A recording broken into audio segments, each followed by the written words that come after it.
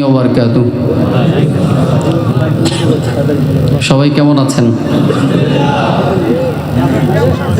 আলহামদুলিল্লাহ, আপনাদের দোয়া আল্লাহ তাআলার মেহেরবানি। ইন্নাল হামদুলিল্লাহ ওয়াসসালাতু ওয়াসসালামু আলা রাসূলিল্লাহ ওয়া আলা আলিহি ওয়া আসহাবিহি আজমাইন। أشهد أن لا إله إلا الله وحده لا شريك له ونشهد أن سيدنا وسندنا وحبيبنا وطبيب قلوبنا ربنا ومولانا محمدا عبده ورسوله. أما بعد فأعوذ بالله من الشيطان الرجيم. بسم الله الرحمن الرحيم. الذي خلق الموت والحياة ليبلوكم أيكم أحسن عملا وهو العزيز الغفور.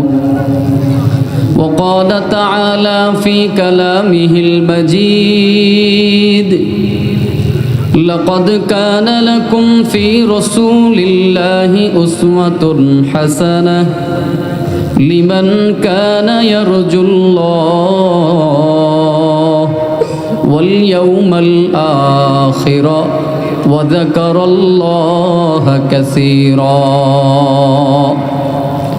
صدق الله المولانا العظيم وصدق رسوله النبي الكريم.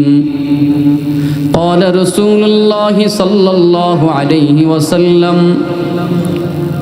لا يؤمن أحدكم حتى أكون أحب إليه من والده وولده والناس أجمعين، أو كما قال النبي عليه الصلاة والسلام.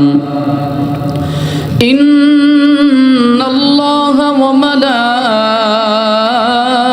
وملائكته يصلون على النبي يا أيها الذين آمنوا صلوا عليه وسلموا تسليما. اللهم صل على محمد وعلى آل محمد كما صليت على إبراهيم وعلى آل إبراهيم إنك حميد مجيد. اللهم بارك على محمد وعلى آل محمد كما باركت على إبراهيم وعلى آل إبراهيم إنك حميد مجيد. একটু মুহাব্বতের সাথে আওয়াজ করে বলবেন, রাসূলের প্রতি ভালোবাসা আছে না নাই? যদি নবীজির প্রতি ভালোবাসা থাকে বলেন তো দরুদ পড়লে লাভ হবে নাকি লস হবে? কেমন লাভ হবে জানো? বলে কেউ যদি রাসূলের শানে একবার দরুদ সালাম পেশ করে আল্লাহ পাক রব্বুল আলামিন ওই বান্দার জন্য কমপক্ষে 4টা লাভ রেখেছেন। 4টা লাভ। বলে 1 নম্বর লাভ, কেউ যদি একবার দরুদ পড়ে আল্লাহ তাআলা ওই বান্দার আমল নামা থেকে 10টা গুনাহকে মাফ করে দেন। 2 নম্বর লাভ, কেউ যদি একবার দরুদ পড়ে আমল নামার মধ্যে 10টা নেকি উঠায়া দেন। 3 নম্বর লাভ, কেউ যদি একবার দরুদ পড়ে আসমান থেকে ও বান্দার জন্য আল্লাহ 10টা রহমত নাজিল করে দেন। 4 নম্বর লাভ, কেউ যদি একবার দরুদ পড়ে ওই বান্দার পদমর্যাদাকে আল্লাহ তাআলা জান্নাতের মধ্যে আরো 10 গুণ বাড়ায়া দেন। তাহলে বলেন তো দরুদ পড়লে লাভ হবে নাকি লস হবে? যদি লাভ হয় জবানটাকে বন্ধ রাখা যাবে না। নবীজির প্রেম ভালোবাসা মোহাব্বত হৃদয়ের মধ্যে নিয়া দিল থেকে উচ্চ আওয়াজে রসুলের মোহাব্বতে একবার দরুদ ইব্রাহিম পড়ব। যেই দরুদটা আমরা 5 ওয়াক্ত নামাজের মধ্যে সকলেই মোহাব্বত নিয়ে পড়ি। মোহাব্বতের সাথে আওয়াজ করে একবার দরুদ ইব্রাহিম পড়ব। আল্লাহুম্মা সাল্লি আলা মুহাম্মাদিন ওয়া আলা আলি মুহাম্মাদ কামা সাল্লাইতা আলা ইব্রাহিম ওয়া আলা আলি ইব্রাহিম ইন্নাকা হামিদুম মাজিদ। আল্লাহুম্মা বারিক আলা মুহাম্মাদিন ওয়া আলা আলি মুহাম্মাদ কামা বারাকতা আলা ইব্রাহিম ওয়া আলা আলি ইব্রাহিম ইন্নাকা হামিদুম মাজিদ। একটু মুহাব্বতের সাথে অল্প সময় মাওলা পাকের জিকির করব। লা ইলাহা ইল্লাল্লাহ, লা ইলাহা ইল্লাল্লাহ, লা ইলাহা ইল্লাল্লাহ, লা ইলাহা ইল্লাল্লাহ, লা ইলাহা ইল্লাল্লাহ, লা ইলাহা ইল্লাল্লাহ, লা ইলাহা ইল্লাল্লাহ, লা ইলাহা ইল্লাল্লাহ, লা ইলাহা ইল্লাল্লাহ, লা ইলাহা ইল্লাল্লাহ। মদিনা নাম কত সুন্দর,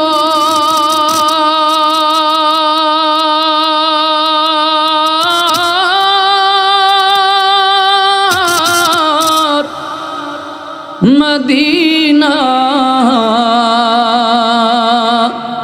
কেড়েছে অন্তর।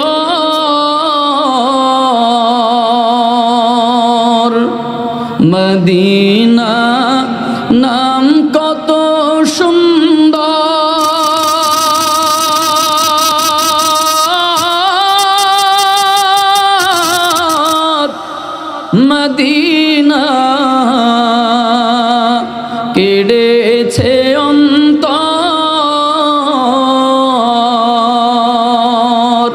ওই মদিনার পথের ধুলি আমি মাখতে পারলাম না, মদিনা যাইতে পারলাম না, মদিনা দেখতে পারলাম না, মদিনা যাইতে পারলাম না। আমি অসহায় তাই এত দূরে রই, আমি অসহায় তাই এত দূরে রই, শুধু সালাম জানাই, মদিনা যাইতে পারলাম না, মদিনা দেখতে পারলাম না, মদিনা যাইতে পারলাম না। আল্লাহ আমাদের সবাইকে মদিনায় যাওয়ার তৌফিক দান করুক, পড়ে আমিন। আলহামদুলিল্লাহ। রব্বুল ইজ্জত জালাল আল্লাহ পাক রব্বুল আলামিনের দরবারে লাখো কোটি শুকর যে আল্লাহ পাক রব্বুল আলামিন তিতাস উপজেলা মুজাহিদ কমিটি ও দুখিয়ার কান্দি একতা ক্লাবের উদ্যোগে যৌথ উদ্যোগে আয়োজিত আজকের এই বিশাল ওয়াজ মাহফিল ও হালকায় জিকিরে আল্লাহ পাক আপনাদেরকে আমাদের সবাইকে আসার বসার সুযোগ তৌফিক দান করেছেন। এজন্য অন্তর থেকে মুহাব্বতের সাথে একবার কালেমাতুশ শুকর আদায় করব, আলহামদুলিল্লাহ। কোরআনুল কারীম থেকে সূরা মুলকের 2 নম্বর আয়াত সহ সূরা আহজাবের 21 নম্বর আয়াতে কারীমা তেলাওয়াত করেছি। রাসূল করিম সাল্লাল্লাহু আলাইহি ওয়াসাল্লামের অসংখ্য অগণিত হাদিস শরীফ থেকে প্রসিদ্ধ একটি হাদিস আপনাদের সামনে পেশ করলাম। তেলাওয়াতকৃত আয়াত এবং হাদিসের উপরে আমলের নিয়তে, ইখলাসের নিয়তে আমাকে 2-4টি কথা বলা এবং আপনাদেরকে ধৈর্য সহকারে শোনার তৌফিক যেন আল্লাহ দান করেন, পড়ি আমিন। যে কথাগুলো আলোচনা হবে তার উপর সর্বপ্রথম আমি নিজে যেন আমল করতে পারি। অতঃপর আপনারাও যেন আমল করতে পারেন, আল্লাহ যেন সেই তৌফিক দান করেন। আর একবার পড়ি আমিন। মূলত আমি এখানে আলোচক না, আমি এলাম আপনাদের দোয়ার প্রার্থী। আমি আপনাদের সন্তান, আমি আপনাদের সন্তানই, পাশের গ্রামের সন্তান। তবে এই দুখিয়ার কান্দির এই গ্রামের এই মাহফিলে আমাদের এই রেজাউল ভাই সহ যারা আছেন, আজকে দীর্ঘ প্রায় 13 বছর যাবৎ পর্যন্ত এই মাহফিল হয়। তো আলহামদুলিল্লাহ 13 বছরের মাহফিলে 13 বছরই আপনাদের কাছে আসি দোয়া নিতে। তো এটা আমার নিজের মাহফিল মনে করি। পাশাপাশি মুজাহিদ কমিটির আজকের এই মাহফিল, এটা আমাদের জন্য এক সৌভাগ্যের ব্যাপার। বড় আনন্দের ব্যাপার হলো এই দুখিয়ারকান্দি গ্রামের জন্য আলহামদুলিল্লাহ আজকে এই দুখিয়ারকান্দি গ্রামে আমিরুল মুজাহিদিন, এদেশের হাজারো লাখো মানুষের আধ্যাত্মিক এবং রাজনৈতিক রাহবার পীরে কামিল আল্লামা মুফতি সৈয়দ মোহাম্মদ রেজাউল করিম পীর সাহেব মাদ্দাজিল্লাহুল আলী হজরত এই গ্রামে পদার্পণ করবেন, এটা আমাদের জন্য একটা সৌভাগ্যের ব্যাপার। শুধু দুখিয়ারকান্দি নয়, আমি মনে করি এটা আমাদের গোটা তিতাসের জন্য একটা সৌভাগ্যের ব্যাপার। আল্লাহ হজরতদের উসিলায় আমাদের এই তিতাসকে বলেন দুর্নীতি আর চাঁদাবাজি আর দুঃশাসন যাই বলেন, এই সব কিছু থেকে ওনাদের উসিলায় আল্লাহ আমাদের এই তিতাসকে হেফাজত করুক, পারেন আমিন। আর একটু আওয়াজ করে বলেন না আমিন। ওলামায়ে কেরামের পদারচনায় ইনশাআল্লাহ আমরা আশাবাদী আগামীর বাংলাদেশ হবে ওলামায়ে কেরামের পদারচনায় আমাদের বাংলাদেশ হবে ইসলামের বাংলাদেশ। গোটা বাংলাদেশ বুঝি না, আমরা প্রতিজ্ঞাবদ্ধ হতে চাই এই ওলামায়ে কেরামের পদাচরণের মাধ্যমে, ওলামায়ে কেরামের এই আগমনের মাধ্যমে আমরা আমাদের এই তিতাসকে ইনশাআল্লাহ দুর্নীতি আর চাঁদাবাজ মুক্ত তিতাস করতে চাই। আমরা আমার এই তিতাসদেরকে আমরা সোনার তিতাস করতে চাই, ঠিক কিনা? এজন্য আপনাদেরকে আমাদেরকে আগামীর পদক্ষেপ নিতে হবে, খুব বুঝে শুনে চিন্তা ভাবনা করে, যেন কোনো চাঁদাবাজরা যেন আমাদের এই তিতাসটাকে নিয়ে খেলামেলা করতে না পারে। আরেকটা আওয়াজ করে বলেন ঠিক কিনা? ইসলামের পক্ষে, কোরআনের পক্ষে আল্লাহ আমাদের সবাইকে থাকার তৌফিক দান করুক, পারেন আমিন। আবার মাঝে মাঝে দেখবেন আওয়াজ আসবে, আওয়াজ বলবে, কথা বলবে যে মাহফিল, যে এগুলোর ভিতরে এগুলোর কি দরকার? হ্যাঁ, মাহফিলে এগুলো দরকার, সমাজ পরিবর্তনের ডাক এই মাহফিল থেকেই আসবে। আরেকটা আওয়াজ করে বলেন ঠিক কিনা? রাষ্ট্র পরিবর্তনের ডাক এই মাহফিল থেকেই আসবে। যেই জায়গা থেকে মানুষের চরিত্র পরিবর্তন হয় সেই জায়গা থেকেই দেশ পরিবর্তন হবে, ঠিক কিনা? যেই জায়গা থেকে মানুষের দিল পরিবর্তন হয় সেই জায়গা থেকেই সমাজ পরিবর্তন হবে, ঠিক কিনা? যেই জায়গা থেকে মানুষের আখলাক পরিবর্তন হয় সেই জায়গা থেকে দুর্নীতি আর দুঃশাসন পরিবর্তন হবে, ঠিক কিনা?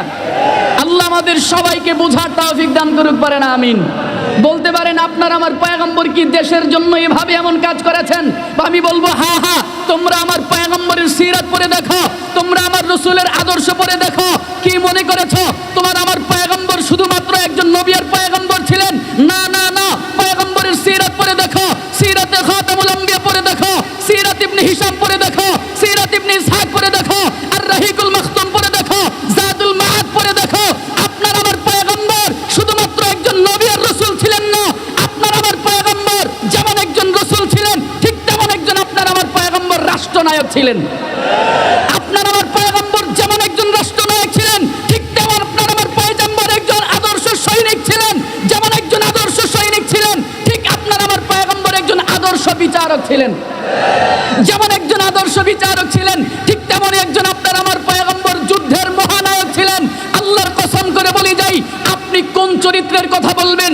যদি বলেন পারিবারিকের দিকে তাকাও, হ্যাঁ, পারিবারিকের দিকে তাকাইলে আপনার আমার পয়গম্বর একজন আদর্শ স্বামী ছিলেন। যদি ছেলে মেয়ের দিকে তাকাও, আপনার আমার পয়গম্বর একজন আদর্শ বাবা ছিলেন। যদি নাতি নাতনির দিকে তাকাও, আপনার আমার পয়গম্বর একজন আদর্শ দাদা আর নানা ছিলেন। আরেকটা আওয়াজ করে বলেন ঠিক কিনা? রাসূলের কোন চরিত্রের কথা বলবেন? খোদার কসম, যেই চরিত্রের দিকে তাকাইবেন, রাষ্ট্রের দিকে বলেন, সমাজের দিকে বলেন, রাজনৈতিক দিকের কথা বলেন, সমাজপতির দিকে বলেন, বিচারপতির দিকে বলেন, খোদার কসম করে বলি, যেই চরিত্রের দিকে তাকাবেন আপনার আমার পয়গম্বর সেই চরিত্রের একজন মহানায়ক ছিলেন। সুতরাং আমরা যেহেতু রাসূলের সেই আশিক, আমরা যেহেতু রাসূলের ওয়ারিস, আমরা যেহেতু রাসূলের প্রেমিক, আমরা যেহেতু রাসূলের অনুসারী, আমরা যেহেতু রাসূলের উম্মত, এজন্য আমাদের আদর্শ হবে আপনার আমার পয়গম্বর যেমন করে সমাজ পরিচালনা করেছেন, যেমন করে রাষ্ট্র পরিচালনা করেছেন, যেমন করে পরিবার পরিচালনা করেছেন, আমরাও রাসূলের উম্মত আর আদর্শের অনুসারী হয়ে আমরা আমার পরিবার, আমার দেশ, আমার সমাজ, আমার জাতি, আমার রাজনীতি, আমার পরিবার বলো আদর্শ নিয়ে চালাইতে চাই। রাজি আছেন ইনশাআল্লাহ? কোন আখলাকের কথা বলবো? রসুলের একটা আখলাকের কথা আপনাদেরকে বলি। আমি জানি পীর সাহেব হুজুর ইনশাআল্লাহ অল্প সময়ের মধ্যে চলে আসবে। রসুলের একটা চরিত্রের কথা আজকে আপনাদেরকে বলবো। কোন চরিত্র? বলে আপনার আমার পয়গম্বর সমাজের মধ্যে বিচারপতি ছিলেন, পয়গম্বর একজন কাজী ছিলেন, পয়গম্বর একজন বিচারক ছিলেন। আপনার আমার পয়গম্বর কেমন বিচারক ছিলেন? মুসলিম শরীফের একটা হাদিসের উদ্ধৃতি আপনাদেরকে দিব। ভাই সাউন্ডটা বক্সের সাউন্ডটা কমাই দেন কেন? কমাই একটু প্রেসার দিন। আম্মা জান আয়েশা সিদ্দিকা রাদিয়াল্লাহু তাআলা আনহা থেকে বর্ণিত রাসূলের একটা আখলাক, একটা চরিত্রের কথা আপনাদেরকে শোনাবো। পয়গম্বর সমাজের মধ্যে বিচারপতি ছিলেন, বিচারক ছিলেন। কেমন বিচারক ছিলেন? রাসূলের কাছে একটা বিচার আসলো। কিসের বিচার? বলে চুরির বিচার। কে চুরি করেছে? কুরাইশ বংশের মাখজুমি গোত্রের একজন মহিলা চুরি করেছে। রাসূলের কাছে বিচার আসলো। ওই বিচারের ফয়সালা পয়গম্বর কুরআনুল কারীম দিয়ে করেছে। عن عائشة رضي الله تعالى عنها قال أن رسول الله أن قريشا أهمهم شأن المرأة المخزومية التي سرقت আম্মা জান আয়েশা সিদ্দিকা রাদিয়াল্লাহু তাআলা আনহা থেকে বর্ণিত, তিনি বলেন আপনার আমার পয়গম্বরের কাছে একটা চুরির বিচার আসলো। চুরির বিচার। মান সারাকাত, কে চুরি করলো? আন্না কুরাইশান আহাম্মাহুম শা'নুল মারআতিল মাখজুমিয়াতিল্লাতী সারাকাত। আম্মা জান আয়েশা সিদ্দিকা রাদিয়াল্লাহু তাআলা আনহা বলেন কুরাইশ বংশের একজন মহিলা, মাখজুমি গোত্রের একটা শাখা। কুরাইশ বংশের একটা শাখার নাম হলো মাখজুমি গোত্র। ওই মাখজুমি গোত্রের একজন মহিলা চুরি করেছে, চুরি করলো। আর ওই চুরির বিচারটা আপনার আমার পয়গম্বর মুহাম্মাদুর রাসূলুল্লাহ সাল্লাল্লাহু আলাইহি ওয়াসাল্লামের কাছে চুরির বিচারটা আসলো। পয়গম্বরের কাছে চুরির বিচার আসলে পয়গম্বর চুরির বিচারটা করলেন কি দিয়া? বলে কুরআনুল কারীম থেকে পয়গম্বর চুরির বিচারের ফয়সালা শোনায়া দিলেন, ফয়সালা জানায়া দিলেন। পয়গম্বর কুরআনুল কারীম থেকে তিলাওয়াত করে শোনায়া দিলেন, আস-সারিকু ওয়াস-সারিকাতু ফাকতুউ আইদিয়াহুমা। রাসূল চোরের ফয়সালা জানায়া দিলেন, চোর পুরুষ হোক আর মহিলা হোক, হাত কেটে দাও। জোরে বলেন বিধানটা কার? চোর পুরুষ হোক আর মহিলা হোক, হাত কেটে দাও। বিধানটা দিয়েছেন আমার আল্লাহ। আল্লাহর বিধান বলেন তো, আল্লাহর বিধান বাস্তবায়ন করা দরকার আছে না নাই? আরেকটু আসতে বলেন না, আরেকটু আসতে বলেন না। আওয়াজে বলতেছেন না দরকার নাই? আছে। চুরি করলে হাত কেটে দাও, বিধানটা কার? আমার দেশে চুরি হয় কি হয় না? আরেকটু আসতে বলেন না।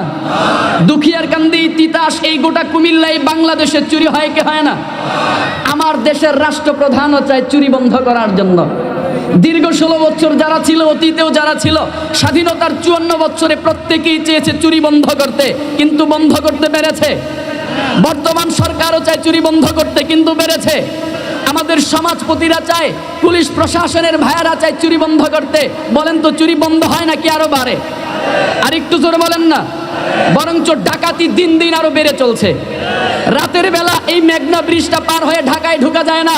পরপর প্রতিদিন খবর আসে, মেঘনা ব্রিজ পার হওয়ার পর থেকেই গাড়ি ভাঙচুর। রাস্তার মধ্যে 1 মিনিটের জ্যাম হলে, খোদার কসম আমার চোখের দেখা, আমার সামনের গাড়িটাই কিছুদিন আগে ডাকাতি হলো। কেমনে? বলে কিভাবে ডাকাতি করেছে? 1 মিনিটের মধ্যে 7-8 জন আইসা 1 মিনিটের ভিতরে একটা নোহার একটা যাত্রী, বিদেশের প্রবাসী এক যাত্রী ছিল, 1 মিনিটের ভিতরে চতুর্পাশের গ্লাসগুলো ভাঙা যা ছিল পাসপোর্ট সহ, স্বর্ণালঙ্কার সহ মহিলারা ছিল, সব চুরি কইরা নিয়ে পালাইছে। বলেন তো চুরি কি দিন দিন কমে না বাড়ে? সরকার চায় চুরি বন্ধ করতে, পুলিশ প্রশাসন চায় চুরি বন্ধ করতে, সমাজপতিরা চায় চুরি বন্ধ করতে, কিন্তু চুরি বন্ধ করতে পারে না। আমরা বলতে চাই, চুরি যদি বন্ধ করতে হয় আল্লাহর বিধানের দিকে আসো। মালিক যেই বিধান দিয়েছে, সমাজ থেকে যদি চুরি বন্ধ করতে চাও, খোদার কসম শুধু চুরি নয়, সমাজ থেকে যদি অর্ধেক যদি অশান্তি দূর করতে চাও, আল্লাহর এই একটা বিধান আজ বাস্তবায়ন করো। এই এক বিধানের কারণে সমাজ থেকে অর্ধেক অশান্তি দূর হয়ে যাবে। বলে কিভাবে? বলে চুরি যদি বন্ধ করতে হয়, চুরির একটা বিচার এইভাবে করো। আল্লাহ বলেছেন চুরি করলে হাত কেটে দাও। কোন চোর যদি চুরি করে ধরা পড়ে, দেশের রাজধানী ঢাকার বাইতুল মুকাররমে প্রকাশ্যে ওই চোরের হাত কাইটা ঘোষণা দাও, আজকের পরে যারা চুরি করবে তাদের হাত ওইভাবে কাটা যাবে তখন আর এই দুখিয়ার কান্দিতে কোনো চোর থাকবে? এই তিতাসে কোনো চোর থাকবে? তখন চোর বলবে চুরি করবো 10,000 20,000, কিন্তু হাত কাটা যাবে, দরকার নাই, তার চেয়ে বেলা কর্ম করে খাই। কি কথা ঠিক না? চোর বলবে আমি আমার হাত হারাইতে চাই না, কর্ম করে খাবো, 2-4টা ডাল ভাত ছেলে মেয়েদেরকে নিয়ে খাবো, এতেই শান্তি, আমার চুরি দরকার নাই, সমাজ থেকে চুরি বন্ধ হয়ে যাবে। কিন্তু আফসোসের ব্যাপার হলো চোরের এই চুরি বন্ধ হয় না কেন জানেন? এই আইনটা বাস্তবায়ন হয় না কেন জানেন? তার 1 নম্বর কারণ হলো যারাই এই আইন বাস্তবায়ন করতে যাবে, যারাই এই আইন বাস্তবায়ন করবে, দেখা যাবে ওদের আইনে ওদের হাতগুলোই আগে কাটা যাবে। কারণ আমরা দেখেছি এদেশের সমাজপতি যারা, এদেশের জনসাধারণ যখন চুরি করে, তখন চুরি করে 10 টাকা, 20 টাকা, 50 টাকা, 1000 টাকা, বড় জোরে 1 লাখ, 2 লাখ, 3 লাখ, 5 লাখ, 10 লাখ, এর বেশি না। কিন্তু এদেশের সরকারি কর্মকর্তা সহ সমস্ত বড় বড় আমলারা, লিডাররা, এমপি আর মন্ত্রীরা যখন চুরি করে, ওদের চুরির পরিমাণ তখন হাজার আর লাখের মধ্যে থাকে না, বরঞ্চ তাদের চুরি পরিমাণটা কোটি থেকে হাজার কোটিতে রূপান্তরিত হয়। যার বাস্তব প্রমাণ আমরা 5ই আগস্টের পরে দেখেছি। আরে কথা কয় না রে? 5ই আগস্টের পরে মিডিয়াতে আমরা দেখলাম, মিডিয়ার কল্যাণে আমরা দেখেছি এক একজনের চুরির পরিমাণ কত। এদেশের এমপি মন্ত্রীরা যখন দেশ থেকে পলায়ন করেছে, তাদের চুরির পরিমাণ কত? বলে এক একজনের আমল নামার ভিতরে চুরির পরিমাণ দেখা গেছে লাখ আর হাজার না, বরঞ্চ এক একজনের কোটি থেকে কোটি। কত কোটি? বলে 100 থেকে 200, 300, 500, 1000 কোটি পর্যন্ত চুরি করেছে। এরকম চোর বাংলাদেশে আছে না নাই? আরেকটা আওয়াজ করে বলেন আছে না নাই? এজন্য আমরা বলতে চাই, ও দুখিয়ার কান্দিয়া তিতাসের জনগণেরা শোনো, চুরি যদি বন্ধ করতে হয় ইসলামের বিকল্প নাই, কোরআনের বিকল্প নাই। এজন্য সমাজ থেকে চুরি বন্ধ করতে হলে আগামীর বাংলাদেশে ইঞ্জিনিয়ার আশরাফুল আলমকে সংসদে পাঠাইতে হবে। যদি ইঞ্জিনিয়ার আশরাফুল আলম সংসদে যায়, ইনশাআল্লাহ তিতাস থেকে চুরি বন্ধ হয়ে যাবে, ডাকাতি বন্ধ হয়ে যাবে, ব্যভিচার বন্ধ হয়ে যাবে, জুলুম বন্ধ হয়ে যাবে। এজন্য তিতাস থেকে দুর্নীতি মুক্ত করার জন্য ইঞ্জিনিয়ার আশরাফুল আলমকে সংসদে পাঠাইতে চাও? কারা কারা রাজি আছো? 2 হাত আল্লাহকে তুলে দেখাও।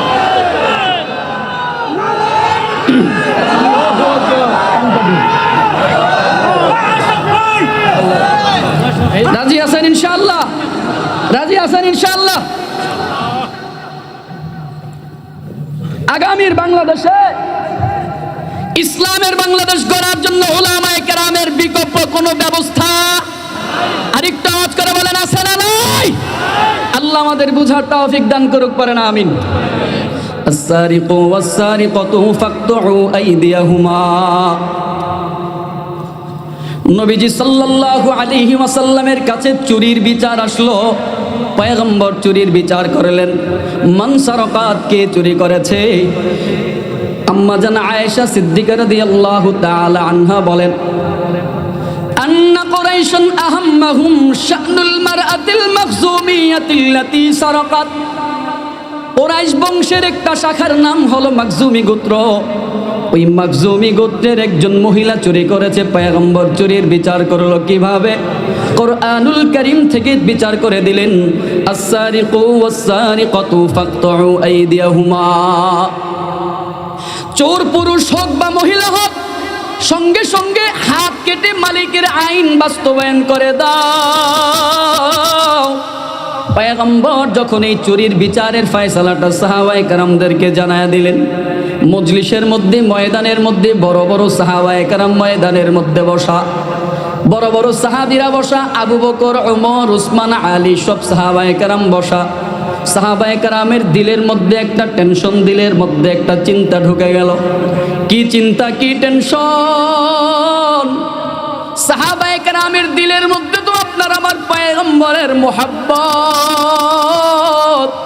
পয়গম্বরের আদর্শের মুহাব্বত, পয়গম্বরের ভালোবাসার মুহাব্বত, পয়গম্বরের জীবনের চাইতেও, নিজের জীবনের চাইতেও আপনার আমার পয়গম্বরকে সাহাবায়ে কেরামেরা বেশি মুহাব্বত করেন।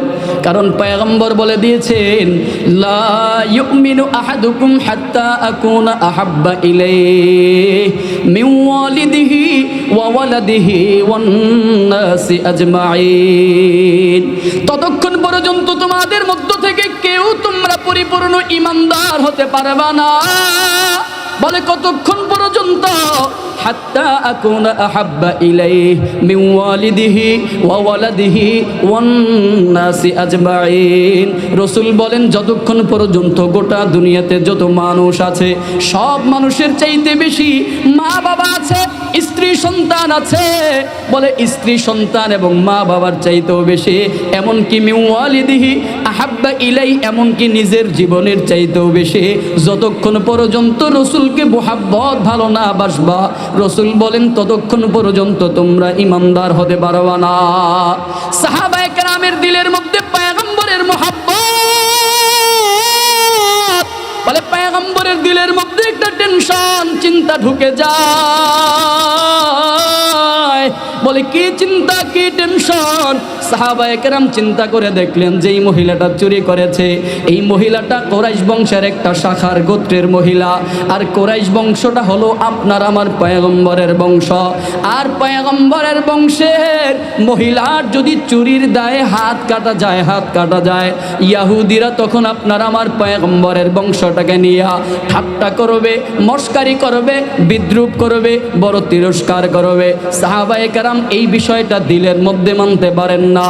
সাহাবায়ে কেরাম চিন্তা করলেন কি করা যায়, কি করা যায়। একজন পরামর্শ দিল, পয়গম্বর মনে হয় জানে না এই মহিলাটা কুরাইশ বংশের একটা শাখার মহিলা, পয়গম্বর মনে হয় জানে না। পয়গম্বর যেহেতু জানে না, একটা কাজ করো, পয়গম্বরকে জানিয়ে দাও, ও পয়গম্বর যেই মহিলাটার চুরির বিচার আসলো, এই মহিলাটা আপনার বংশের মহিলা, এই মহিলার চুরির দায়ে হাত না কাইটা যদি একটা আঙুল কাইটা যদি বিচারটাকে একটু শিথিল করে দিতেন, আল্লাহর কসম হাদিসের কথাগুলো আপনাদেরকে জানাই, আমার বানানো কোনো কথা না। কিন্তু সাহাবায়ে কেরাম কেউ যাওয়ার জন্য রাজি না, কেউ যেতে চায় না, সবাই যাওয়ার জন্য অপারগতা জানায়। বলে কেন? সাহাবায়ে কেরাম জানে আপনার আমার পয়গম্বর হকের সাথে কখনো আপোষ করে নাই, হকের সাথে কখনো আপোষ করবেন না, মিথ্যার সাথে কখনো পয়গম্বর আপোষ করেন না, হকের ব্যাপারে কোনো ছাড় নাই। সাহাবায়ে কেরাম যদি এই আপত্তিকর বিষয়টা নিয়ে যদি রাসূলের কাছে সুপারিশ জানায়, সাহাবায়ে কেরাম চিন্তা করে দেখলেন পয়গম্বর বড় রাগান্বিত হয়ে যাবেন, রাগ করবেন। আবার ওই দিকে চিন্তা করে রাসূলের বংশের মহিলার যদি হাত কাটা যায়, ইহুদিরা বংশটাকে নিয়ে তিরস্কার করবে। তখন একজন বললেন একটা কাজ করো, আমরা তো বুঝের মানুষ, আমরা তো বড় মানুষ, আমরা যদি এই চুরির বিচারের সুপারিশ নিয়ে পয়গম্বরের কাছে যাই, পয়গম্বর আমাদের উপরে রাগান্বিত হয়ে যাবেন, রাগ করবেন। একটা কাজ করো, ছোট একটা বাচ্চাকে পাঠিয়ে দাও, যেই বাচ্চাটা কিছু বুঝে না, ওই বাচ্চা গিয়ে যদি পয়গম্বরের কাছে সুপারিশ করে, পয়গম্বর রাগ করবে না, রাগান্বিত হবে না। তো ছোট একটা বাচ্চাকে পাঠিয়ে দাও। কাকে পাঠানো হবে? সাহাবায়ে কেরাম পরামর্শ করে বললেন উসামাকে পাঠিয়ে দাও। মান উসামা? উসামাটাকে বলে উসামা হলো রাসূলের একজন নাতি। কেমন নাতি? পয়গম্বরের একজন পালক সন্তান ছিল, নাম তার যায়েদ বিন হারেসা। ওই যায়েদ বিন হারেসার ঘরে আপনার আমার পয়গম্বরের সাহাবী যায়েদ বিন হারেসার ঘরে একটা সন্তান হয়েছিল, পয়গম্বরই তার নাম রেখে দিয়েছিলেন উসামা। আর উসামাকে পয়গম্বর বড় মুহাব্বত করেন, বড় ভালোবাসেন, বড় আদর করেন। সাহাবায়ে কেরাম বললেন উসামাকে পাঠিয়ে দাও, কারণ উসামাকে পয়গম্বর বড় আদর করেন, বড় মুহাব্বত করেন, বড় মুহাব্বত ভালোবাসেন। উসামা গিয়ে যদি সুপারিশ করে, পয়গম্বর মনে হয় রাগান্বিত হবেন না, রাগ করবেন না। উসামা গিয়ে যখন রাসূলের কাছে যখন সুপারিশটা করলো, পয়গম্বরের কাছে যখন তাদের শিখানো কথাগুলো পয়গম্বরের কাছে যখন জানায়, জানো কি বন্ধু, জানো তোমার আমার পয়গম্বর কি করেছিলেন জানো? পয়গম্বর তখন বসা থেকে দাঁড়ায় গেলেন, চেহারার মধ্যে কেমন যেন একটা রাগের ভাব চলে আসলো। বসা থেকে দাঁড়ায় গেলেন, চেহারার মধ্যে রাগান্বিত ভাব চলে আসলো, চোখগুলো বড় বড় হয়ে গেল। পয়গম্বর তখন ডাক দিয়ে বলেন সাহাবীরা রে শোনো, আমি জানি উসামাকে তোমরাই আমার কাছে পাঠাইছো, কারণ উসামার সেই বুধ শক্তি হয় নাই। উসামা এসে এমন আপত্তিকর বিষয়টা নিয়ে আমার কাছে সুপারিশ করবে, উসামার সেই বুধ শক্তি হয় নাই, ওসামার সেই বুধ শক্তি হয় নাই। সাহাবীরা শোনো, ফাখাতাবা রাসূলুল্লাহ সাল্লাল্লাহু আলাইহি ওয়াসাল্লাম, আপনার আমার পয়গম্বর তখন খুতবা দিতেছিলেন, ভাষণ দিতেছিলেন। জানো কি বন্ধু, জানো পয়গম্বর তখন কি ভাষণ দিলেন, কি খুতবা দিলেন? পয়গম্বরের খুতবার ভাষণগুলোকে নকল করে করে তোমাদেরকে শোনাই। পয়গম্বর বললেন, সাহাবীরা শোনো, আমার পূর্বে আল্লাহ তাআলা অনেক জাতিকে আযাব, অনেক জাতিকে গজব দিয়েছেন, অনেক জাতিকে আল্লাহ আযাব গজবের মধ্যে ফালাইছেন। আমার পূর্বে আল্লাহ তাআলা অনেক জাতিকে নষ্ট করে দিয়েছেন, গজব দিয়েছেন, আযাব গজব দিলেন। বলে কেন? বলে তার মধ্যে একটা কারণ ছিল। এই কারণটা একটু ভালো করে শুনবেন, ভালো করে বোঝার চেষ্টা করবেন, একটু মনোযোগ দিয়ে শুনেন। আপনার আমার পয়গম্বর বললেন, সাহাবীরা শোনো, আমার পূর্বে আল্লাহ তাআলা অনেক জাতিকে আযাব দিয়েছেন, অনেক জাতিকে গজব দিলেন। বলে তার কারণ কি? কারণ কি? পয়গম্বর বলেন, তার গজব আর আযাব আসার কারণ হলো আগের যুগের বিচারকেরা কি বিচার করত। আগের যুগের বিচারকেরা এমন বিচার করত, বলে কোনো অপরাধী যদি অপরাধ করে, ওই অপরাধী যদি শরীফ গোত্রের কোনো অপরাধী হয়, এক কথায় ওই অপরাধী যদি কোনো ভদ্র, কোনো নামী, কোনো দামি, ওই অপরাধী যদি কোনো বড় কোনো ব্যক্তি হয়, কোনো নামি দামি কোনো ব্যক্তি হয়, কোনো এক কথায় কোনো প্রফেশনাল কোনো ব্যক্তি হয়, কোনো বড় উচ্চবিত্ত যদি কোনো ব্যক্তি হয়, আগের যুগের বিচারকেরা ওই উচ্চবিত্ত ব্যক্তির কোনো বিচার করতো না। ওর অপরাধটাকে মাফ করে দিত, বিচারটাকে স্কিপ করে দিত, মাফ করে দিত। পক্ষান্তরে ওই বিচারকেরা বিচার করতো, যদি দুর্বল দরিফ কোনো ব্যক্তি অপরাধ করে, ওই অপরাধী, দুর্বল অপরাধীর বিচার শুধু তারা করতোই না, বরঞ্চ আরো ঘাড়ে ধরে শক্ত আর মজবুত করে তারা সেই বিচারটা করত। পয়গম্বর বলেন, লাউ আন্না ফাতিমাতা বিনতে মুহাম্মদ সারাকাত লাকাতাতু ইয়াদাহা। পয়গম্বর বললেন, সাহাবীরা শোনো, তোমরাও কি চাও আল্লাহ আমাদের উপরেও সে আযাব আর গজব দান করুক? লাউ আন্না ফাতিমাতা বিনতে মুহাম্মদ সারাকাত, পয়গম্বর বললেন, শোনো, আমার মেয়ে ফাতিমাও যদি আজকে চুরি করতো, আল্লাহর আইন, আল্লাহর বিধান, আল্লাহর হুদুদটাকে বাস্তবায়ন করার জন্য আমার মেয়ের হাত আমি নিজে কাইটা আল্লাহর আইন, আল্লাহর বিধান, আল্লাহর হুদুদ বাস্তবায়ন করতাম। কি বিচার করতো আগের যুগের বিচারকেরা? আল্লাহর পয়গম্বর বলেন, আগের যুগের মানুষদের উপরে আল্লাহ আযাব আর গজব দিয়েছেন কেন? বলে তাদের জামানার বিচারকেরা বিচার করতো। কি বিচার? বলে তাদের বিচারের ধারা কৌশলটা একটু মনোযোগ দিয়ে বুঝবেন। বলে ওই জামানার বিচারকেরা বিচার করতো কেমনে? যদি কোনো শক্তিশালী ব্যক্তি, কোনো ধনী ব্যক্তি, এক কথায় কোনো প্রভাবশালী ব্যক্তি যদি অপরাধ করতো, তার বিচার করতো না, তার বিচার মাফ করে দিত। আর দুর্বল কোনো ব্যক্তি অপরাধ করলে তার বিচার আরো শক্ত করে করা হতো। একটু মুহাব্বতে বলবেন, আমাদের সমাজে ওই আগের যুগের মতো করে এমন বিচার বাংলাদেশে বর্তমান সমাজে আছে না নাই? আওয়াজে কয় নাই, আছে না নাই? পিছন দিক থেকে বলে না, বলেন তো, এমন বিচার আছে না নাই? শক্তের ভক্ত নরমের জম, এমন বিচারক সমাজে আছে না নাই? বিচারকের বিচার পাল্টে যায় রাতের আধারে, যখন টেবিলের নিচ দিয়া 500 আর 1000 টাকার ভান্ডিল ধরায় দিবেন, অটোমেটিক বিচার পাল্টায় আপনার আমার পক্ষে রায় আসে, বিচার মানি তাল গাছ আমার। আরে কথা কয় না, এমন বিচারক আছে না নাই?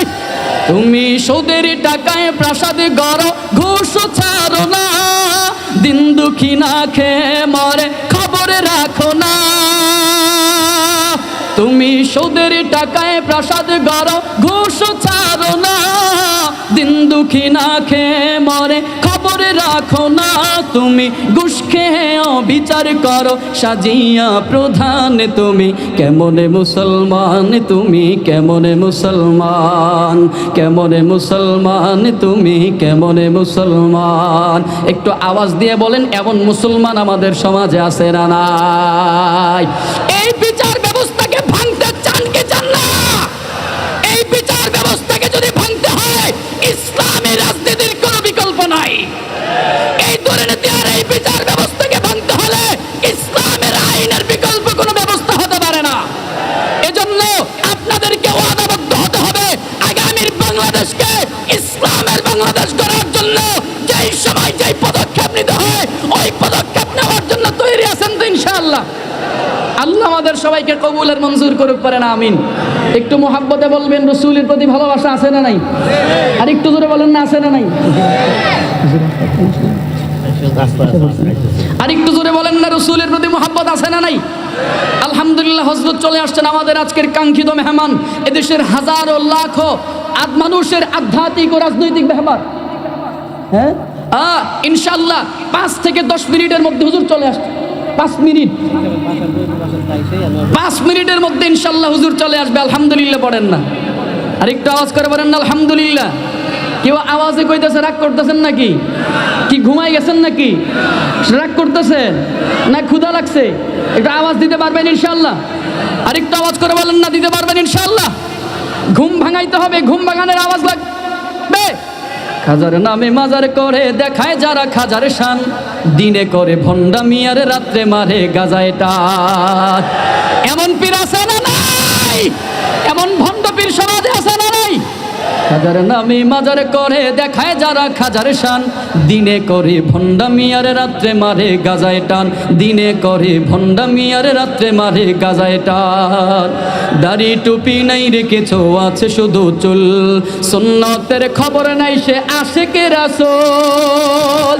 দাড়ি টুপি নাই রে কিছু আছে শুধু চুল, সুন্নতের খবর নাই সে আশিকে রাসূল।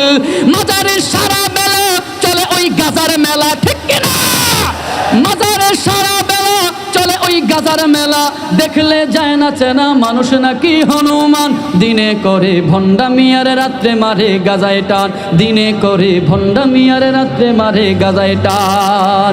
নামাজে রোজার ধারদারি না, পর্দা সে তো নাই, মুরিদেরা সিজদা করে ভণ্ড পীরের পায়ে, ঠিক কিনা? নামাজ রোজার ধারদারি না, পর্দা সে তো নাই, মুরিদেরা সিজদা করে ভণ্ড পীরের পায়ে। মাজারে যাবে যারা তারা হবে সর্বহারা, আমল সব ধ্বংস হবে, থাকবে না তাদের ঈমান। দিনে করে ভণ্ডামি আর রাত্রে মারে গাজায় টান। দিনে করে ভণ্ডামি আর রাত্রে মারে গাজায় টান। আছে না নাই? বলেন তো, রসুলের প্রতি মুহাব্বত আছে না নাই? আরেকটু আওয়াজ করে বলেন, আছে না নাই? এজন্য আমরা সমাজের মধ্যে আইন বাস্তবায়ন করব কি দুনিয়ার কোন মানুষের না আল্লাহর?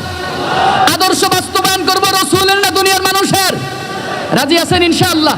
রসুলের আখলাক, রসুলের চরিত্রটা কেমন চরিত্র ছিল?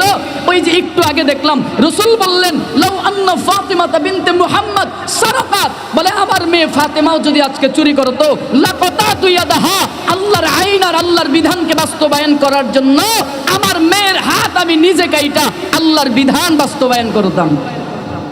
লাকাদ কানা লাকুম ফি রাসূলিল্লাহি উসওয়াতুন হাসানা। জানো কি বন্ধু, জানো তোমার আমার পয়গম্বরের আখলাক, তোমার আমার পয়গম্বরের আদর্শটা কেমন ছিল? তোমার আমার পয়গম্বর কেমন আদর্শের মানুষ ছিল জানো? তোমার আমার পয়গম্বর দ্বীনের ব্যাপারে যেমন স্বচ্ছ ছিল, দ্বীনের ব্যাপারে যেমন দুর্বল ছিল, তোমার আমার পয়গম্বর ইসলাম বিদ্বেষীদের ব্যাপারে, দ্বীনের ব্যাপারে যারা আঘাত করতে চায়, দ্বীনের ক্ষতি যারা করতে চায়, তাদের ব্যাপারে তোমার আমার পয়গম্বর আরো শক্ত কঠোর ছিল।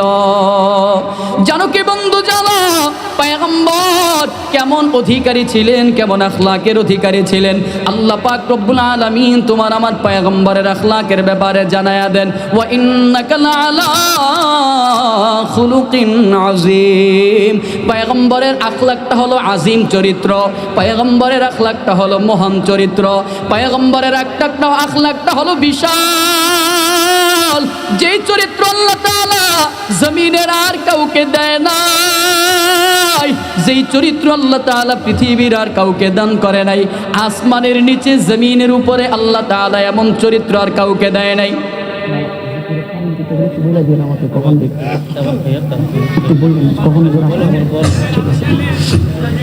জানো কি বন্ধু, জানো পয়গম্বরের আখলাকটা কেমন আখলাকের ছিলেন?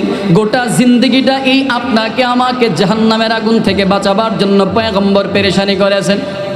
পয়গম্বরের গোটা জিন্দগিটা আপনাকে আমাকে জাহান্নামের আগুন থেকে বাঁচাবার জন্য বড় পাগল। তাইলে আপনার আমার পয়গম্বর আরামায়েশের জিন্দেগি কাটাইতে পারতেন, আরামায়েশে থাকতে পারতেন। কিন্তু না রে বাবা, না না, দ্বীনের জন্য, ইসলামের জন্য, উম্মতের জন্য আপনার আমার পয়গম্বর কখনো কখনো তায়েফের জমিনের মধ্যে গিয়ে মার খাইছেন, আবার কখনো কখনো উহুদের জমিনের মধ্যে গিয়ে পয়গম্বর মার খেয়েছেন, কখনো নিজের মাতৃভূমি মক্কায় মার খেয়েছেন, কখনো কখনো পয়গম্বর ওই যে খন্দকে পয়গম্বর পেটের মধ্যে পাথর বেঁধেছিলেন, পাথর বেঁধেছে। জানো কি বন্ধু, জানো পয়গম্বরের ওই সিরাত পড়ে দেখো, পয়গম্বরের সিরাতের ইতিহাস পড়ে দেখো, এই তোমাকে আমাকে জাহান্নাম থেকে বাঁচাবার জন্য বড় পাগল পারা, বড় পেরেশান, বড় পাগল পারা ছিল। দুনিয়াতে যে শুধু পাগল পারা পেরেশান না রে বাবা, না না, তোমার আমার পয়গম্বর ওই যে বর্তমানে রওজাতুল আতহার মদিনার মধ্যে শুয়ে আছেন, ওই মদিনার মধ্যে শুয়ে শুয়ে পয়গম্বর চোখের পানি ছেড়ে ছেড়ে এই আপনার আমার জন্য কাঁদেন, উম্মতি উম্মতি। পয়গম্বর যখন ময়দানে মাহশারে কবর থেকে যখন উঠবেন, পয়গম্বরের জবানের হাদিস থেকে জানা যায় আপনার আমার পয়গম্বর কবর থেকে সর্বপ্রথম ময়দানে মাহশারে উপস্থিত হবেন। হাশরের ময়দানে আপনার আমার পয়গম্বরকে সর্বপ্রথম উঠানো হবে।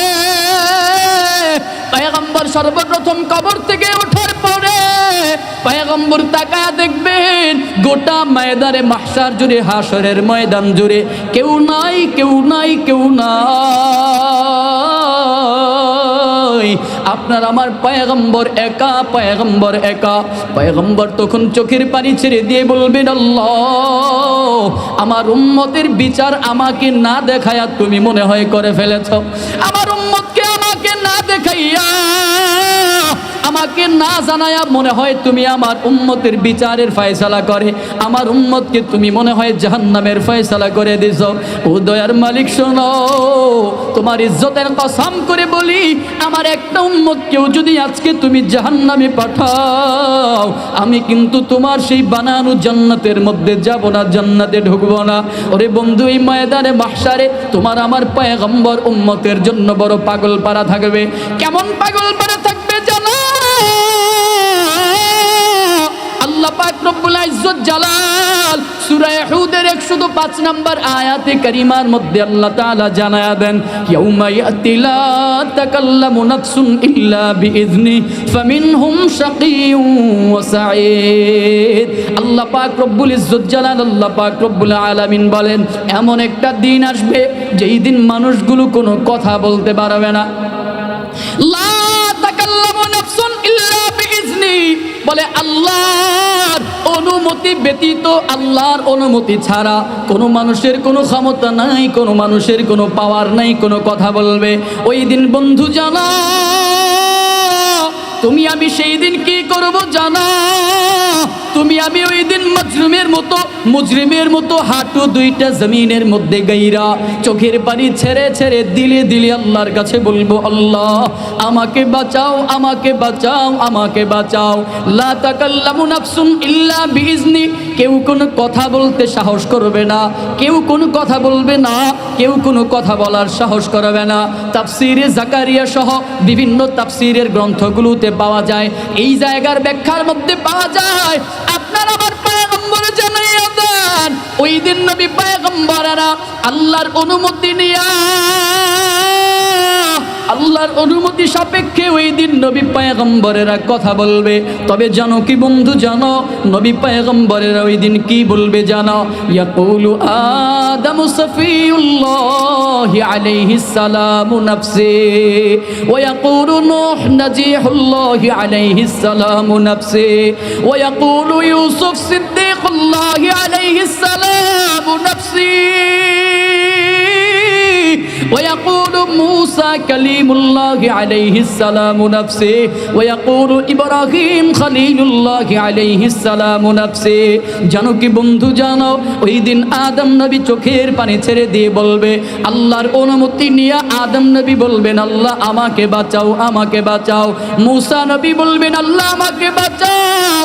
নূহ নাজিহুল্লাহ বলবেন, আল্লাহ আমাকে বাঁচাও, আমাকে বাঁচাও। ইউসুফ সিদ্দিকুল্লাহ বলবেন, আল্লাহ আমাকে বাঁচাও। ওই দিন মুসা কালিমুল্লাহ বলবেন, আল্লাহ আমাকে বাঁচাও, নাফসি নাফসি। ঈসা রূহুল্লাহ বলবেন, আল্লাহ আমাকে বাঁচাও নফসি।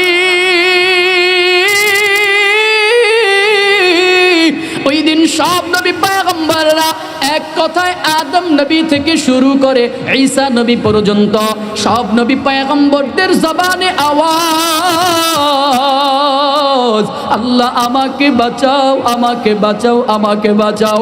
জানো কি বন্ধু, জানো ওই দিন তোমার আমার পয়গম্বর, ওই দিন তোমার আমার প্যারা হাবিব, তোমার আমার পয়গম্বর কি বলবেন জানো? فيقول رسولنا فيقول حبيبنا فيقول سيدنا فيقول مرشدنا يا ربي أمتي أمتي الله أكبر বলনা। ওই দিন তোমার আমার পয়গম্বর না না নিজের জন্য কাঁদবে না, ওই দিন তোমার আমার পয়গম্বর মা বাবার জন্য কাঁদবে না, ওই দিন তোমার আমার পয়গম্বর স্ত্রী সন্তানের জন্য কাঁদবে না, ওই দিন তোমার আমার পয়গম্বর ছেলে মেয়ে নাতি নাতির জন্য সেই দিন কাঁদবে না, পাড়া প্রতিবেশী আত্মীয় স্বজনের জন্য নয়, তোমার আমার পয়গম্বরের জবান দিয়ে আওয়াজ, আল্লাহ আমার উম্মত, আমার উম্মত, আমার উম্মত। আল্লাহর কসম বাবা, সেই দিন তোমার আমার পয়গম্বর শুধু তোমাকে আমাকে বাঁচাবার জন্য বড় পাগল পারা, বড় পেরেশান। কেমন পেরেশান, কেমন পাগল জানো?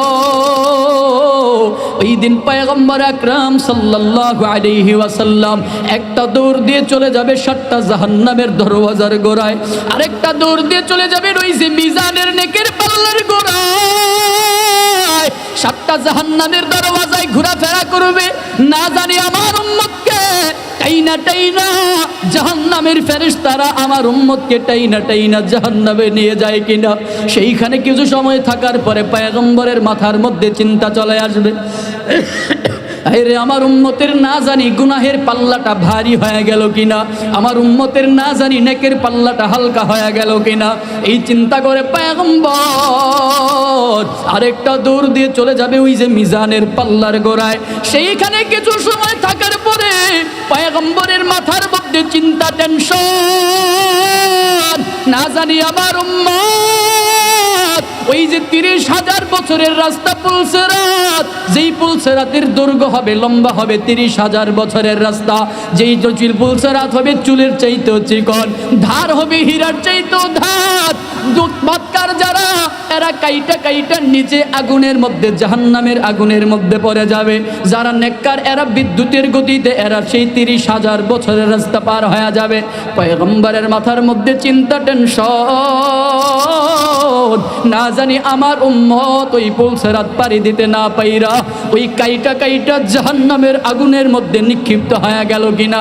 সেইখানে দৌড় দিয়ে চলে যায়। সেইখানে কিছু সময় থাকার পরে পয়গম্বরের মাথার মধ্যে টেনশন, চিন্তা চলে আসবে, না জানি হায় রে আমার উম্মত পানি পানি করতে করতে হাউজে কাউসারের গোড়ায় গেল। ওই হাউজে কাউসারের গোড়ার মধ্যে যাওয়ার পর আমার উম্মতকে না জানি ফেরেশতারা দূর দূর করে তাড়ায় দেয় কিনা। এই চিন্তা করে দৌড় দিয়ে ওই যে আরেকবার হাউজে কাউসারের গোড়ার মধ্যে যাবে। পয়গম্বর একটা স্টেশনে গেলে আরো বাকি 3টা স্টেশন খালি আর ফাঁকা পড়ে থাকে। পয়গম্বর তখন ডাক দিবেন, কই আমার দুনিয়ার সাথে আবু বকর, কই আমার দুনিয়ার সাথে ওমর, উসমান, আলী, কই আসো। আবু বকর, আলী, উসমান এই 4জনকে ওমর 4জনকে ডাক দিয়া বলবে, আরে আবু বকর, ওমর, উসমান, আলী শোনো, দুনিয়াতে তোমরা আমার সহযোগী ছিল, আমাকে সহযোগিতা করেছো, আজকে ময়দানে মাহশার বিপদের মুহূর্তে তোমরাও আমার পাশে থাকো।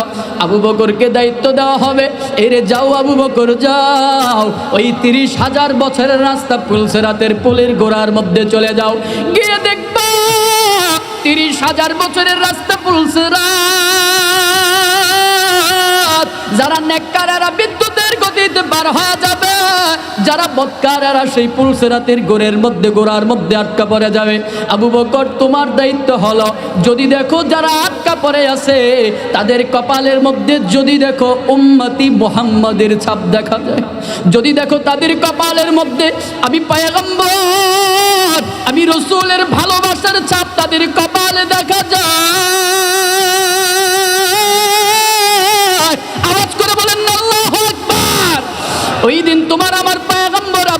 ডেকে বলবেন আবু বকর, যদি দেখো ওই পাপীদের কপালের মধ্যে আমি পয়গম্বরকে মোহাব্বতের ছাপ দেখা যায়, আমি পয়গম্বরের আদর্শের অনুসারীর উম্মতি মুহাম্মাদের ছাপ দেখা যায়, আবু বকর তোমার দায়িত্ব হলো আমি পয়গম্বরকে একটা বার খবর দিবা, আমি পয়গম্বর নিজের হাতে আমার উম্মতকে পুলসিরাত পার করে দিব। আওয়াজ করে বলেন না আল্লাহু আকবার। ওমরকে ডাক দিয়ে বলবেন, ওমর যাও যাও, তোমার দায়িত্ব হলো ওই যে মিজানের পাল্লার গোড়ার মধ্যে চলে যাও, গিয়ে দেখবা কিছু মানুষের নেকির পাল্লাটা হালকা হয়ে গেছে, আবার কিছু মানুষের গুনাহের পাল্লাটা ভারী হয়ে গেল। যদি দেখো ওই গুনাহগার যাদের গুনাহের পাল্লাটা ভারী হয়ে গেল, গুনাহের পাল্লাটা ভারী, যদি দেখো তাদের কপালের মধ্যে আমি পয়গম্বরকে মুহাব্বতের ছাপ দেখা যায়, যদি দেখো তাদের কপালের মধ্যে আমি পয়গম্বরের ভালোবাসার ছাপ দেখা যায়, যদি দেখো তাদের কপালের মধ্যে আমি উম্মতে মুহাম্মাদের ছাপ যদি তাদের কপালের মধ্যে পাও, এরে ওমর তোমার দায়িত্ব হলো আমি পয়গম্বরকে একটাবার খবর দিবা, আমি পয়গম্বর নিজের হাতে গিয়া আমার গুনাহগার উম্মতের নেকের পাল্লাটা ভারী করে দিব। ওসমান তোমার দায়িত্ব হলো যাও যাও ওই যে হাউজে কাউসারের গোড়ার মধ্যে চলে যাও, ওই হাউজে কাউসারের গোড়াটা কেমন জানো? ওই ময়দানে মাহশার বড় ভয়ঙ্কর একটা দিনের নাম, বড় কঠিন একটা দিনের নাম। বলে যেই দিনটা মানুষ পানির জন্য বড় পাগল পারা হয়ে যাবে, যেই দিন মানুষগুলো একটু আরশে আজিমের ছায়ার নিচে যাওয়ার জন্য বড় পাগল, নাই নাই কোথাও পানি নাই। বলে ওই ময়দানে মাহশারটা কেমন হবে জানো? বলে বর্তমান জামানায় সূর্যটা আমাদের থেকে লক্ষ লক্ষ মাইল দূরে, তাও সূর্যটা লক্ষ লক্ষ মাইল দূর থেকে আমাদেরকে তাপ দেয়। কেমন তাপ দেয় জানো? বলে উল্টা একটা মুখ দিয়ে তাপ দেয়, উল্টা একটা মুখ দিয়া, তাও রহমতের ফেরেশতারা চতুর্দিক দিয়ে রহমতের ফেরেশতারা বরফ ছিটাইতে থাকে। কিন্তু বাবা জানো, এরপরেও গরমের দিন যখন আসে, দিনের বেলা সূর্যের তাপের কারণে রাতের বেলা আপনি আমি ঘুমাইতে পারি না। বলে গরমের তাপে ঘুমাইতে পারি না, রাতের বেলা ঘুমানোর পূর্বে মাথার উপরে ফ্যান চালাইতে হয়। আবার যারা একটু বিলাসী তাদের পরিবারের মধ্যে রুমের মধ্যে এসি লাগাইতে হয়। কারণ কি দিনের বেলার সূর্যের তাপে রাতের বেলা ঘুমানো যায় না, এত তাপ এত তাপ। কিন্তু ময়দানে মাহশারটা কেমন জানো? ওই ময়দানে মাহশারে সূর্যের তাপ থাকবে, সূর্যের তাপ। কেমন তাপ থাকবে শোনো, ওই দিন তোমার আমার দুনিয়ার তাপের মতো এরকম তাপ থাকবে না। ওই দিন সূর্যের মুখ হবে 12টা, ওই 12টা মুখ দিয়ে সূর্য তখন ভাও পিঠ দিয়ে আলো দিতে থাকবে। রহমতের ফেরেশতারা বরফ তো অনেক দূরের কথা, আরো বলা হবে আরো শক্ত আরো মজবুত করে তাপ দিতে থাকো, তাপ দিতে থাকো। সূর্যের 12 থেকে 12টা মুখ দিয়ে তখন ময়দানে মাহশারে তাপ দিবে।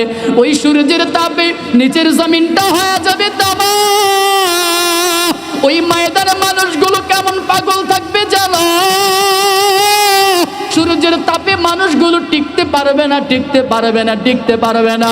বলে দুনিয়াতে যেমন আগুনের তাপে যেমন ভাতের মারগুলো টকবক টকবক করে ফুটতে থাকে, ওই সূর্যের তাপে আর নিচে তামার তাপে মানুষের মাথার মগজগুলো সেদিন টকবক আর টকবক করে ফুটতে থাকবে। জানো কি বন্ধু জানো, ওই ময়দানে মাহশারে নাই নাই কোথাও কোনো ছায়া নাই, কোথাও কোনো ছায়া নাই, আবার কোথাও কোনো পানিও নাই, কোথাও কোনো পানি নাই।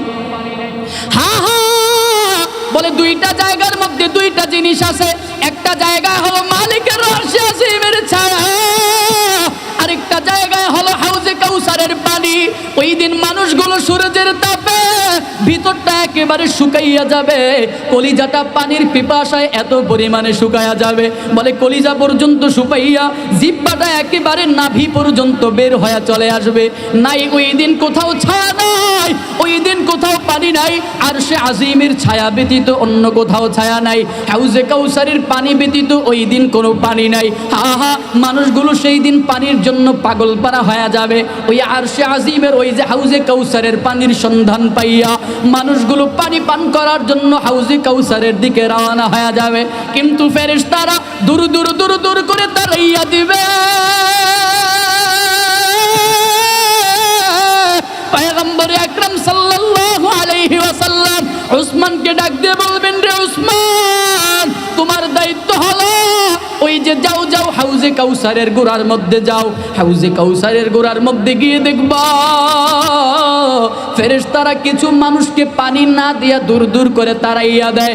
এরে ওসমান তোমার দায়িত্ব হলো যদি দেখো যাদেরকে দূর দূর করে তাড়াইয়া দেয় তাদের কপালের মধ্যে যদি দেখো উম্মতি মুহাম্মাদের ছাপ দেখা যায়, যদি দেখো তাদের কপালের মধ্যে আমি পয়গম্বরকে ভালোবাসার ছাপ দেখা যায়, যদি দেখো তাদের কপালের মধ্যে আমি পয়গম্বরের আদর্শের অনুসরণের ছাপ দেখা যায়, উসমান তোমার দায়িত্ব হলো নিজের হাতে এক পেয়ালা কাউসারের পানি তুমি উম্মতকে পান করায়া দিবা।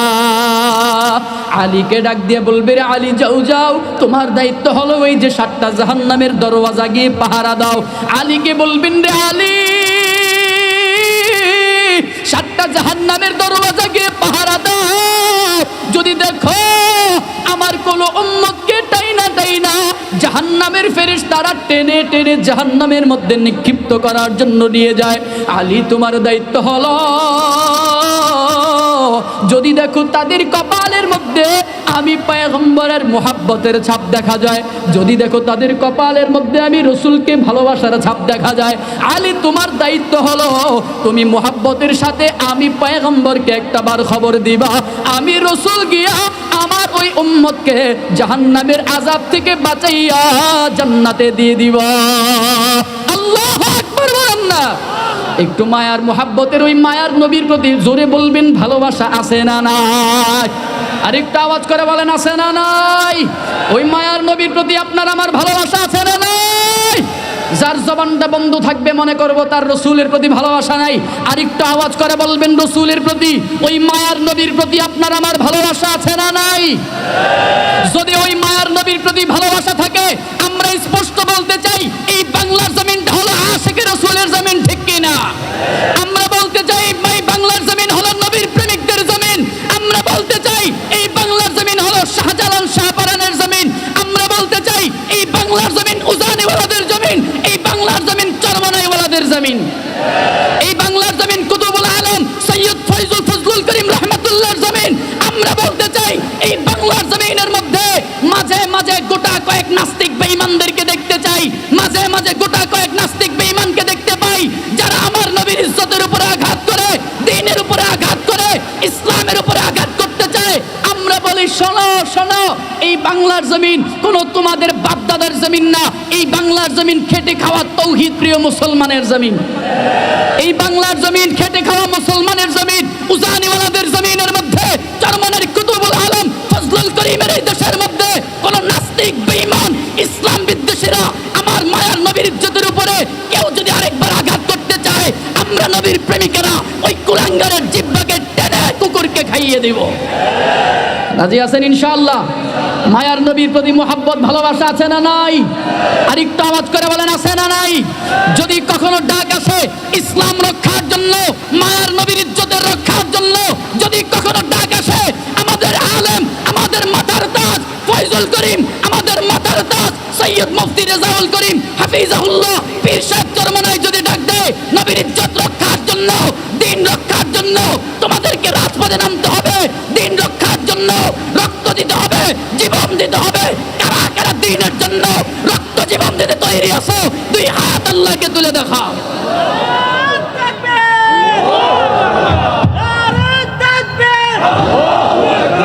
ইসলামের শত্রুরা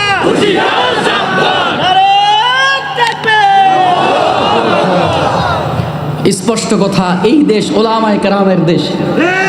আরেকটা আওয়াজ করে বলেন স্পষ্ট কথা, এই দেশ ওলি আল্লাহর বাংলাদেশ, শাহজালাল শাহপরানের বাংলাদেশ, এই বাংলাদেশ চরমনের কুতুবুল আলম ফজলুল করিমের বাংলাদেশ, এই বাংলাদেশ আল্লাহর ওলিদের, এই বাংলাদেশের মধ্যে কোনো নাস্তিক বেঈমানদের ঠাঁই নাই, ঠিক কিনা? এই ওলি আল্লাহর এই বাংলাদেশের মধ্যে কোনো নাস্তিক মুনাফিকের ঠাঁই নাই, ঠিক কিনা? যারা ইসলাম আর দেশের বিরোধিতা করবে তাদেরকে দেশ থেকে বিদায় করার জন্য আমাদেরকে যদি 24-এর মতো 71-এর মতো 13-এর মতো রক্ত দিতে হয়, দেশ রক্ষার জন্য রক্ত দিতে তৈরি আছে ইনশাআল্লাহ। বড় আফসোসের সাথে বলতে হয়, বড় দুঃখের সাথে বলতে হয়, যারাই ক্ষমতার মসনদে যায় এরাই আমার দেশকে কেমন যেন ভারতের দালাল বানায় দিতে চায়। আর একটু আসতে বলেন, আর একটু আসতে বলেন। যারাই ক্ষমতার মসনদে বসে ওরাই কেন যেন আমার এই বাংলাদেশটাকে ভারতের অঙ্গরাজ্য বানায় দিতে চায়। আমরা বলতে চাই 1971 এই দেশের ইসলাম প্রিয় তৌহিদি জনতারা, এই দেশের কৃষক, তাঁতি, জেলে কুমারেরা ভারতের অঙ্গরাজ্য বানাবার জন্য রক্ত দেয় নাই। 2013-তে ইসলাম প্রিয় মুসলমানেরা দ্বীনের জন্য রক্ত দিয়েছে, ভারতের অঙ্গরাজ্য বানাবার জন্য রক্ত দেয় নাই। যারাই আমার দেশকে ভারতের অঙ্গরাজ্য বানাইতে চাও, ভারতের কাছে আমার দেশটাকে বিক্রি করে দিতে চাও, তোমাদের কি স্পষ্ট কথা বলি শোনো। হ্যাঁ হ্যাঁ, সেই দিন ভুলে যাও যেই দিন আগে চলে গেছে। আগামীর বাংলাদেশ হবে ইসলামের বাংলাদেশ, আগামীর বাংলাদেশ হবে কোরআনের বাংলাদেশ, আগামীর বাংলাদেশ রেজাউল করিমের বাংলাদেশ, ঠিক কিনা? এজন্য ভারতের দালালি বাদ দিয়া সুদা বাংলাদেশের পথে আগাও। একে একে স্বাধীনতার 54 বছর পার হয়ে গেল। বড় দুঃখের সাথে বলতে হয়, স্বাধীনতার 54 বছর, অর্ধশত বছর পার হয়ে গেছে, কিন্তু আজও পর্যন্ত আমরা স্বাধীনতার সেই সুফল আজও পর্যন্ত ভোগ করতে পারি নাই। হক কথা বলতে গেলে ঠোঁটের মধ্যে তালা লাগায়া দেয়। দীর্ঘ 16 বছরের ইতিহাস আমরা দেখেছি, যারাই হক কথা বলতে চেয়েছে তাদের ঠোঁটের মধ্যে তালা লাগাই দিয়েছে, যারা হক ধরতে গেছে তাদের হাতের মধ্যে হ্যান্ডকাপ পরায় দিয়েছে, যারা হক পথে চলতে গেছে পায়ের মধ্যে বেরি পরায় দিয়েছে। আমরা বলি 24-এর স্বাধীনতার পরে সেই যুগ অতীত হয়ে গেছে। এখন হবে বাংলাদেশের জনগণ প্রতিবাদ করতে শিখেছে, রক্ত দিতে শিখেছে। এজন্য আগামীর বাংলাদেশ হবে ইসলামের বাংলাদেশ। একে একে শেষ করেছি, সবার দেখা হইল শেষ, দেখতে দেখতে গোল্লায় গেল আমার সোনার বাংলাদেশ। একে একে শেষ করেছি, সবার দেখা হইল শেষ, দেখতে দেখতে গোল্লায় গেল আমার সোনার বাংলাদেশ, দেখতে দেখতে গোল্লায় গেল আমার সোনার বাংলাদেশ। স্বাধীনতার বয়স বেড়ে এত বছর পেরোলাম, নেতারা তো সবই পেল, আমরা বলো কি পেলাম? স্বাধীনতার বয়স বেড়ে এত বছর পেরোলাম, নেতারা তো সবই পেল, আমরা বলো কি পেলাম? শান্তির লাগি কান্দা মরি, শান্তির কোথাও নাই লেশ, দেখতে দেখতে গোল্লায় গেল আমার সোনার বাংলাদেশ, দেখতে দেখতে গোল্লায় গেল আমার সোনার বাংলাদেশ। যাদের হাতে যায় ক্ষমতা, দেশ যেন বাপের ভিটা, রাখতে চেয়ে আর শুরু করে ভারতের পাচাটা। যাদের হাতে যায় ক্ষমতা, দেশ যেন বাপের ভিটা, রাখতে চেয়ে আর শুরু করে বিদেশিদের পাচাটা। বিদেশিদের কথা মতো চালায় তারা নিজের দেশ, দেখতে দেখতে গোল্লায় গেল আমার সোনার বাংলাদেশ, দেখতে দেখতে গোল্লায় গেল আমার সোনার বাংলাদেশ। কেউ দিল না, সবাই নিল, আমরা যে কলুর বলো, সারা বছর নেয় না খবর, নির্বাচনে খুব দরাজ। নির্বাচন আসলে নেতার পরিবর্তন দেখা যায়। নির্বাচনের আগে নেতায় মাথায় টুপি আর গায়ে পাঞ্জাবি লাগায়, আবার এই নেতারাই বড় বড় ফতুয়া দেয়, বলে হুজুররা নাকি ধর্ম ব্যবসায়ী। আমরা তো বলতে চাই, সাবধান, খবরদার। আমাদের প্রার্থীর দিকে তাকায়া দেখো, আমাদের প্রার্থী একজন ইঞ্জিনিয়ার, আমাদের প্রার্থী একজন ইঞ্জিনিয়ার প্রকৌশলী, কিন্তু আল্লাহর বান্দার চেহারার দিকে তাকায়া দেখো, মাথায় পাঁচকল্লি টুপি আর জুব্বা, দেখলে মনে হয় যেন কোনো এক মাদ্রাসার শাইখুল হাদিস, দেখলে মনে হবে কোনো মাদ্রাসার মুহতামিম, ঠিক কিনা?